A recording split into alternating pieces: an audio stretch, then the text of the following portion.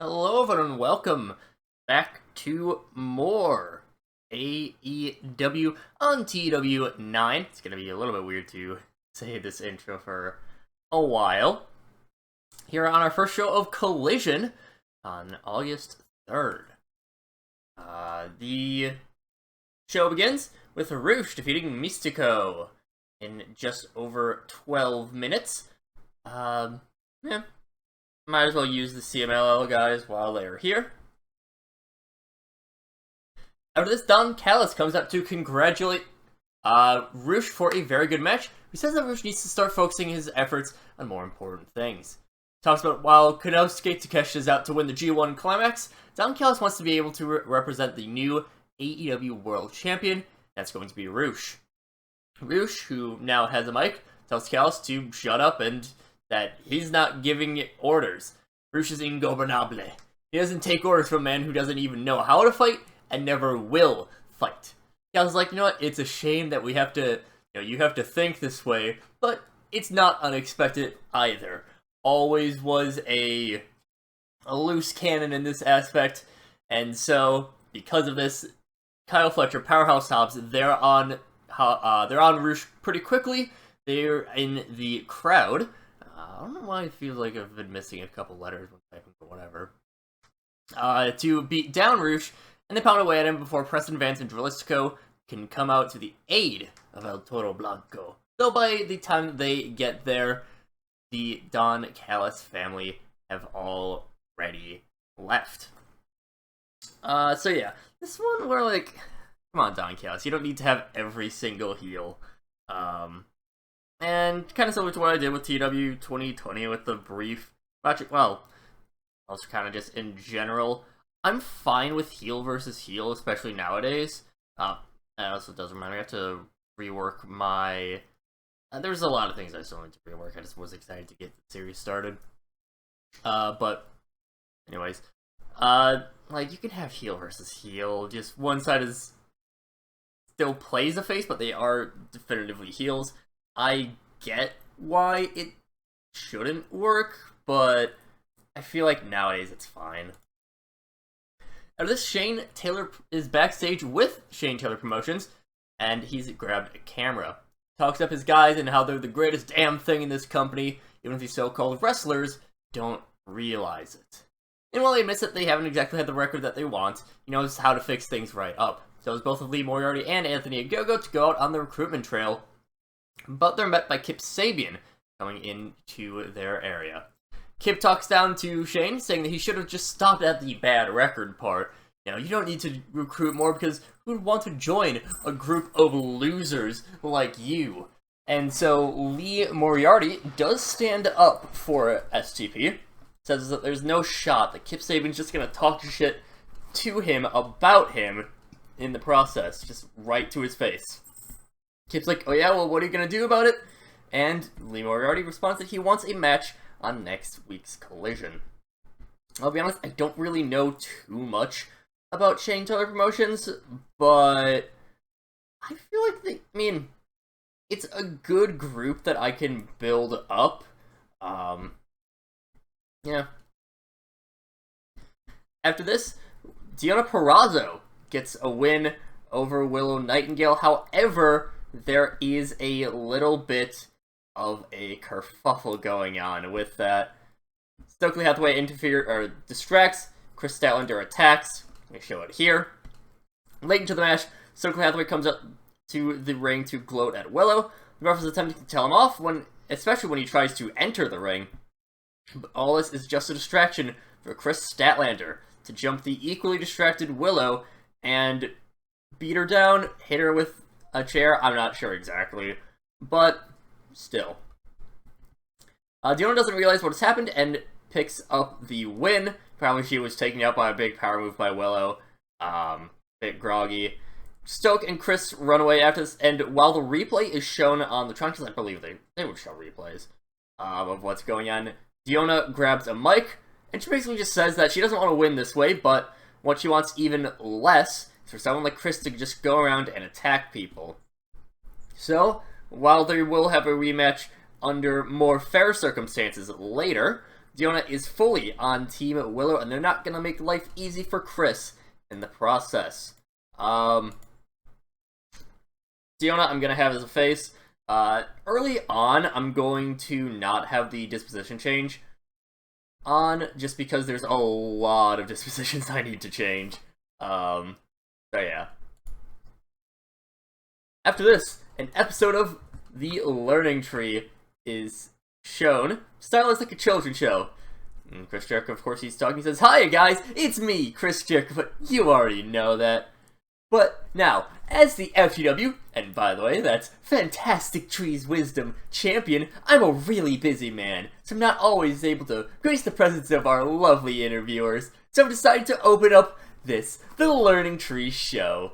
Now, this is also a good way to lessen the burden of some of our hardworking people out there. Our hardworking crew, and of course, it's good for production because this can be shown anywhere at any time. It's always nice to be nice to our unappreciated crew people. That's all the more reason to do this. We have such rude people like Hook, eating his chips, leaving crumbs for all our custodians. And, well, there's plenty of other people that we have to discuss in these kinds of situations. So you people at home and watching live don't need to worry. The Learning Tree is going to make sure that we get our lessons on a regular basis. Thanks for watching! I do enjoy the low heat, whatever. I might have to change something with storyline heat. It's like, come on, Chris Jericho's better than a 50. Although, it's with Hook being also on momentum and popularity. Maybe. After this, pretty quick win. The Acclaimed defeat Jack Cartwheel and Commander. I forgot to fire Jack Cartwheel and Commander. Yeah. Again, I've just been really excited to get to some booking, so I still have a lot of things I need to work out backstage. After this, Billy Gunn takes the mic.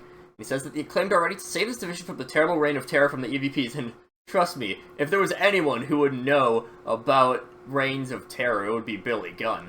It's quickly interrupted by the EVPs coming onto the screen and talking down to them. Is that the Acclaimed have already gotten them in a ton of trouble, and they do it pretty often, and that they're not just gonna give up those titles at Wembley, so no, you're not gonna get a title shot. And so, as the camera... Jesus Christ, I was drunk yesterday? No. As the camera zooms... So, it, like, zooms in, you know, through the, like...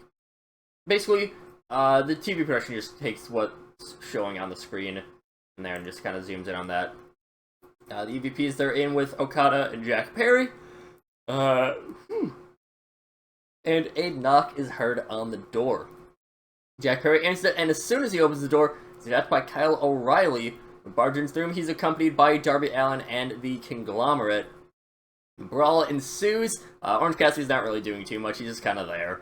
And it's cut off when Mark Briscoe throws Okada into one of the pieces of equipment. Yeah, I feel like that could have, should have been better, but well. Overwhelmed by manager. What the fuck? Whatever. But yeah, I'm still getting used to the angle system in this game. This is really kind of just like experimenting with that. When we return from commercial, Christian Cage is... I gotta say Ari Daivari off of Road Agent. Christian Cage is in the ring with the mic and all three trios belts. Says that he wants to be a good role model for everyone, and that the start of that is by being a good, honest fighting champion. So, he's already grabbed one of the best trios that the world has ever seen, and he'll grab his title right now. Why is that only a 39? I have to change something with my settings. Of course, he's lying, and it's a complete farce. They beat the thrown-together local crew of Fred Yehi, Kota Brazil, and Treehouse Lee. Christian picks up the win. It is officially a title defense, but, like, obviously it was just... yeah. It's actually... I have to check their ages, but, like... That's a pretty good rating for Kota Brazil. I wasn't expecting that. I was expecting higher for Treehouse Lee, but I don't know. Bonus for charisma. Inexperience, probably. After a grueling and hard-fought win, Christian is overly celebrating with all three of his belts when the lights go out. When they come back up, Nick and Killswitch have been taken down, and Christian is surrounded by the House of Black. Christian's a little bit panicked, as even Mother Wayne has been taken out by the House in some way. Trying to think quickly, Christian charges at Buddy, who he sees as the weakest link, but obviously Buddy intercepts him, begins brawling as the House of Black join in after him, and Christian does get out fairly quickly, and he leaves his titles and, of course, the rest of his family behind, which prompt the House to hold the belts up for a little bit before tossing them onto the unconscious members of the Patriarchy. I seriously have to edit something with, like, I'm not expecting, like, 70s, but I'm expecting higher than 40. Whatever. After this, Britt Baker defeats Queen Aminata. After... Oh, okay. What I meant for this would be, Britt Baker wins by DQ, when Camille attacks her. This is a very similar story. After a very impressive showing by Queen Aminata, match comes to a quick end when Camille appears. She hits a finisher on Britt right in front of the ref. There's down Britt as Mercedes Monet's music hits. He walks out onto the stage and says, "Oh, boo-hoo, poor Britt Baker." It's like she didn't know how to react to no longer being the prize jewel of the women's division. I mean, really, what do you expect? Some poor part-timer who insists on keeping her other job isn't fit to be someone on the level of the CEO. Now, I don't care how much support you may have had. That's all in the past, but Britt, so AEW, TBS, it's all mine, and it always will be mine. Camille, you'll do the honors. So Camille, she smiles, she's ready to attack again when Queen Aminata grabs her. She's trying to stop the further beatdown, but obviously Aminata gets her shit kicked in by Camille as Britt escapes through the crowd. Obviously boosting along the TBS title storyline, but also putting over Queen Aminata. Again, God, this women's division is terrible. I was looking through the women's division, and, like, obviously I still have a bunch of signings that need to come in yet. Like, good lord, this division's bad. Oh my god, there's no one here, basically. It's rough. Speaking of people who are coming in to debut, Jeff Jarrett's sitting in his office talking to someone on the phone and promising a title match by the end of 2024 in the process. Naoki started on the door and he lets in Miyu Yamashita. There's an extra who serves as Miyu's translator that Miyu is going to try to keep the women's division in order, as she has the blessing of management to bring order as she sees fit. Board appointed EVP of Talent Management, he's bringing some new life into AEW. He's trusting Miyu to be somewhat of a sheriff for him in the women's division. Miyu agrees to this prospect and expresses her anticipation for working with AEW. Pretty decent gimmick. Yeah. Again, lots of people who need to come in.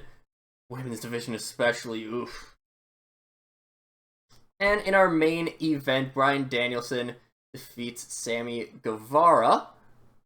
Okay. Swerve was on commentary for this match. Mentions that. He's mostly chatting with Nigel about the prospect of ending Bryan's career, and after the match he gets up, he's grabbing Mike, he's likely going to do a little bit more dressing down to everyone. But before he can say anything, he's jumped from behind by Adam Page. Page goes to town on Swerve for a while before eventually being pulled off by backstage staff, and he's yelling at them, he's yelling at the camera, tell Tony Khan to let him into the match at Wembley. His business with Swerve is far from over. The show ends with concerned, yet intrigued, Bryan Danielson smiling. Show finishes. I need to find out what the deal is with ratings. Obviously, I also forgot to help out production, but, like, oof, these ratings are, like, okay, the matches, sure, whatever, but, like, these segments shouldn't be that bad. So there's definitely something I'm doing wrong. But whatever, it's fine. Of course, this, it's a new game, new system. I didn't even have much experience in 2020, to be honest. So, yeah, it's still a learning process. Of course, we'll get things better as we go along. Yeah. We'll move on to Dynamite on the next episode.